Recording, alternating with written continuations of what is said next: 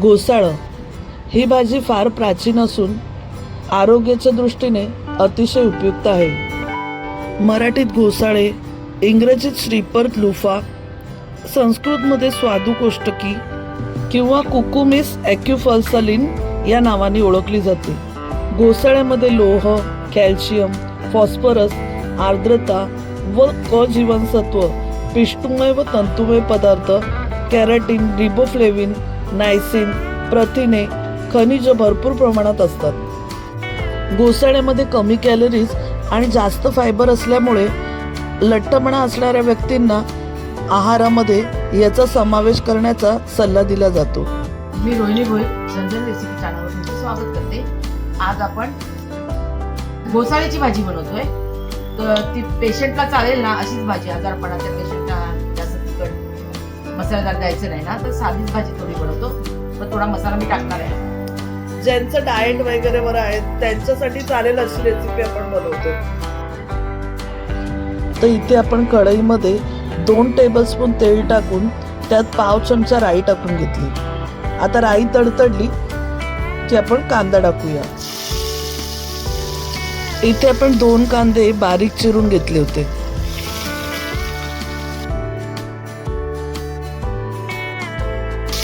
आपण अगदी 2 माणसांसाठी होईल एवढी भाजी बनवतो. या भाजीमध्ये कमी कॅलरीज आणि फायबर जास्त असल्यामुळे लवकर पोट भरल्यासारखे वाटते. त्यामुळे वजन आटोक्यात राहते. उच्च रक्तदाब, हाय कोलेस्ट्रॉल, हृदयरोग, मधुमेह हे विकार असणाऱ्यांनी आहारामध्ये घोसाळं आवर्जून वापरावे. आपण इथे पाव चमचा हिंग टाकला. आता आपण मसाले टाकूया.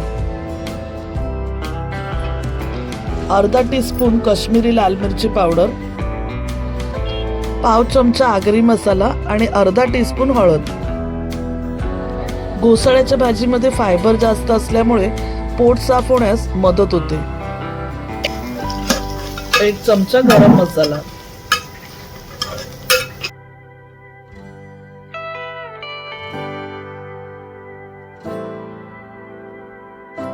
आता आपण जे घोसाळं कापून घेतलेलं, जर 2 दाखव पीस मला.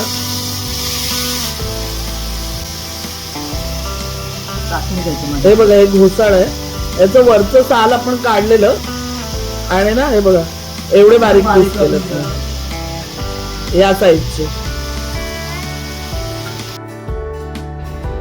ही भाजी आपण तेलावरच बनवणार आहोत. यात पाणी टाकायची आपल्याला गरज नाही, कारण घोसाळ्याच्या भाजीत भरपूर प्रमाणात पाणी असतं. तर आता आपण जेव्हा झाकण ठेवू तेव्हा पाणी सुटणार आहे भाजीला.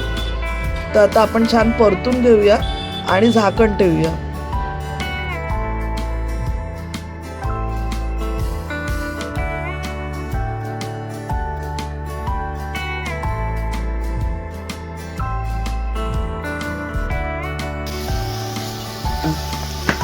आता बघा आपण ना वाफेवर मारूया थोडी भाजी. झाकण देऊन ठेवूया. थोडंसं पाणी शिंपडूया फक्त. हे बघा बस.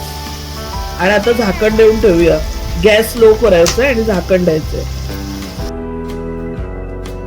घोसाळीची भाजी पचनासाठी चांगली असून ही भाजी करण्यासाठी वेळ सुद्धा खूप कमी लागतो. घोसाळी ब्लड प्युरिफायर आहेत. हे शरीरातील विषारी घटक बाहेर काढतात. त्यामुळे आपली त्वचा तजेलदार दिसते. घोसाळीच्या भाजीमध्ये आयर्न, पोटॅशियम आणि विटामिन्स हे भरपूर प्रमाणात असल्यामुळे ॲनिमिया, ब्लड प्रेशर आणि ब्रेन फंक्शन व्यवस्थित ठेवण्यास मदत करते. आता 5 मिनिटासाठी आपण झाकण ठेवलं होतं. बघा किती छान वाफ सुटले.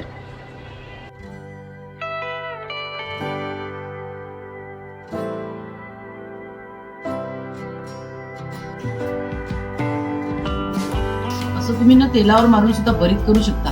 त्याच्यात फक्त मग भाजलेलं खोबरं, गरम मसाला एवढंच टाकायचं. याचं मग भरीत छान लागतं. आणि भाकरी बरोबर, चपाती बरोबर, फुलक्या बरोबर गोड लागते छान. फक्त पाणी नाही वळून द्यायचं, सुकवायचं पाणी. सुकलं नाही आणि गॅस लो ठेवायचा आपल्याला. परत झाकण देऊया आणि थोडा वेळ अजून शिजवून घेऊया. आता बघा आपण परत 5 मिनिटासाठी झाकण देऊन अजून एक वाफ काढली. आता बघूया आपण घोसाळं जे आहे ते शिजलंय का.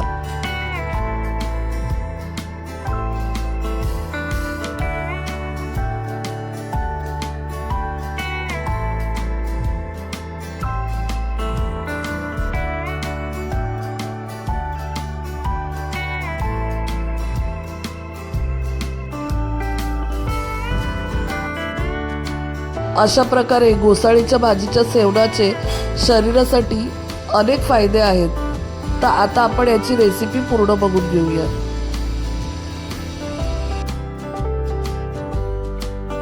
तर आता आपण भाजीमध्ये मीठ टाकून घेऊया. तर या भाजीमध्ये आपण मसाला मीठ सर्व कमी प्रमाणात टाकले, तेल सुद्धा कमी टाकले. तर डाएटसाठी तुम्ही सुद्धा ही भाजी नक्की बनवून बघा. आणि तुम्हाला जर ही रेसिपी आवडली असेल तर चॅनलला सबस्क्राईब करा, रेसिपीला शेअर करा, रेसिपीला लाईक आणि हाईप करायला विसरू नका. आता आपली भाजी झालेली आहे बघा, मस्त तेल वगैरे सुटलं भाजीला. आता आपण ना त्याच्यात खोबरं टाकून घेऊया. शिजलंय का चेक करायचं पहिले. घोसाळं काय जास्त वेळ नाही लागत शिजायला. 10 मिनिटं झाली आता आपण बनवतो, म्हणजे शिजवतो स्लो गॅसवर एकदम. आई चेक करते घोसाळं शिजलंय का.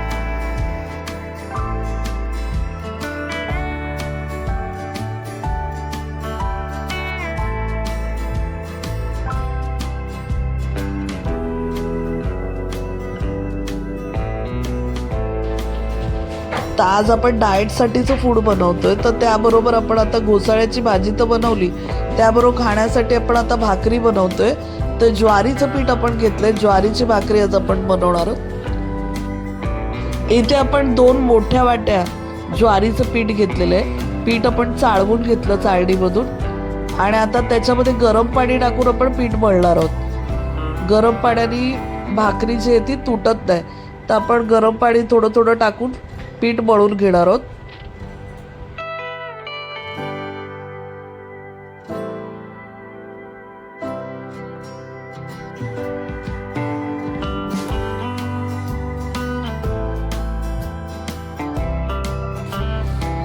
ज्वारीचं पीठ आपण एकत्र मळून न घेता जसं लागेल तसं आपण 2-2 भाकरीचं पीठ मळतो. एकत्र पीठ मळून ठेवलं तर बाकीचं जे पीठ असेल जे आपण ठेवलंय ते नरम होतं. खूप नरम झालं तर भाकरी करायला कठीण जातं. म्हणून एकत्र न मळता थोडं थोडंच पीठ आपण मळणार आहोत. आणि छानपैकी सुकं पीठ टाकून टाकून आपण ही भाकरी थापून घ्यायचे.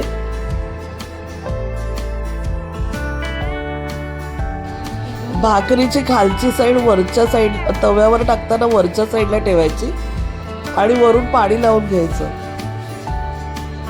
आता छान साईड बदली करून म्हणजे पलटून भाकरी भाजून घ्यायची आपल्याला.